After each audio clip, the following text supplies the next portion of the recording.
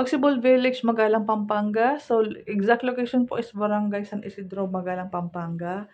Co-borrower policy natin kung sa mga gusto mag-avail ng ating Pagsibol Village sa Magalang, Pampanga.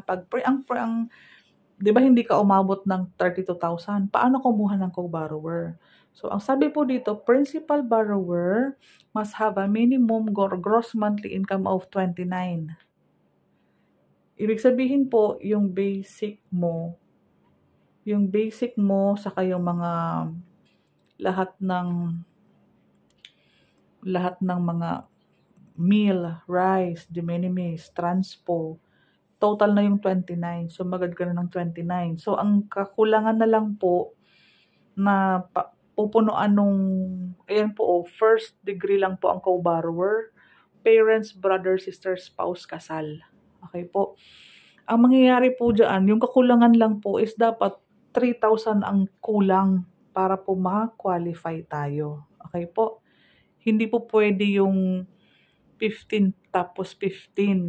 Yun. Di ba 15 plus 15 or 16 plus 16, 32. Hindi po 16 plus 16 ang salary.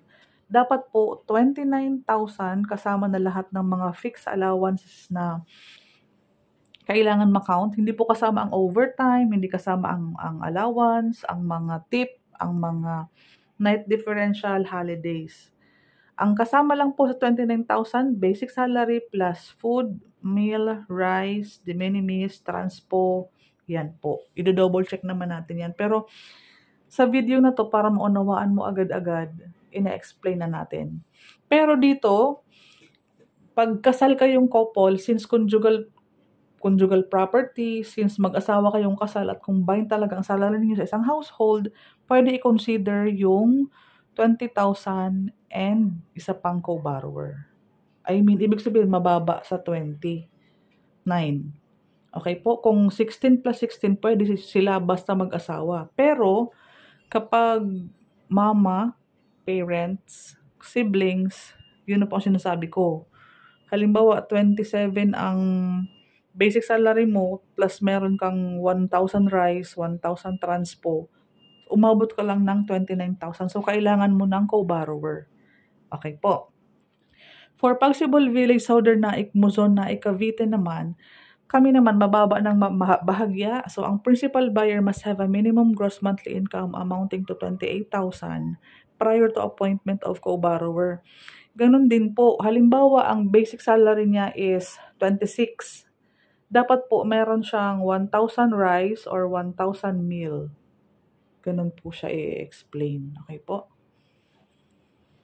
Para umabot siya ng 31. 31 kasi dito, tas doon kayo naman sa Magalang, Pampanga is 32.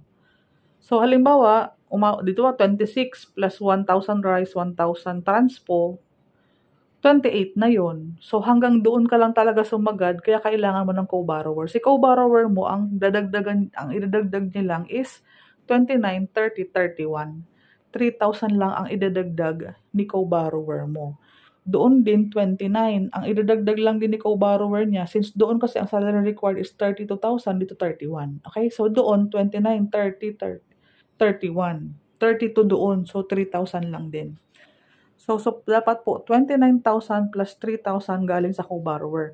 So, ang pinaka-minimin ko po, mababa lang po ang kukunin doon sa salary ng co-borrower. Ibig sabihin po, mataas na po talaga ang salary required para tanggapin pwera sa mag-asawang couple. Dahil po ang couple ay combined salary. Ibig sabihin, kahit mag 20,000 plus 12, bawa si Mrs. 20,000, hindi umabot ng 29 yun, di ba? Si Mr. 20,000 din. So, kung i-combine mo ang income nila monthly, that's 40,000. Yun ay special situation, special consideration kapag couple. Sana po inaunawaan. Kung hindi naunawaan, pwede mo akong tawagan para po ma-explain ko via messenger. Okay po? So, again, ang ating co-borrower, wala na pong ibang tanong. First degree of consanguinity, allowed lang po ang parents natin, ang brother mo or sister mo, at spouse mo. basta kasal. Okay po? Sa next na po.